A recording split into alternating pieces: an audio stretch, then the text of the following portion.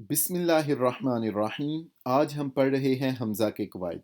याद रखें, जब दो हमज़ा जमा हों तो उनके चार कायदे बनते हैं: तहकीक, तस्हील, इब्दाल और हज़फ। तहकीक लुग़वी माना है हूब वाज़े करना।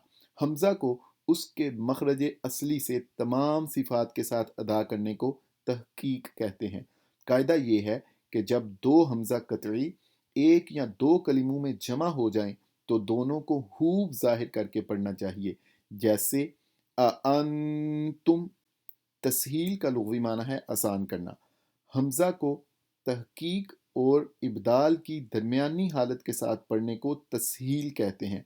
रवायत इमाम हफ्स राहिमहुल्लाह ताला में सिर्फ एक जगह ऐसी है जहाँ पर तस्हील है और वो लफ्ज़ है आजमी।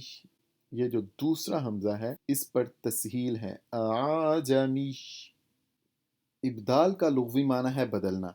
इस्तिलाह तजवीद में दूसरे हमज़ा को माक़बल हरफ की हरकत के मुताबिक हरफ मद्दा से बदलने को इब्दाल कहते हैं।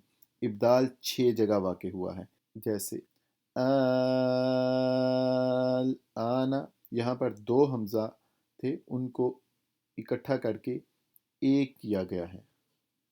सूरह यूनस में 2 जगह हैं, उसके बाद सूरह इनाम में 2 जगह हैं, वहाँ पर पढ़ा जाएगा ज़करैनी। इसी तरह सूरह यूनुस और सूरह नमल में अल्लाहु।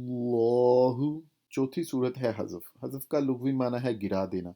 जब दो हमज़ा जमा हो और उनमें पहला हमज़ा कतई मفتوح हो और दूसरा हमज़ा वस्ली मकसूर हो तो दूसरे को हज़फ करके पढ़ते हैं। जैसे इस्तकबरता, तो यहाँ पर ये दूसरा जो हमज़ा है इसको गिरा देंगे, पढ़ेंगे अस्तकबरता। जज़ाकुमुल्लाह।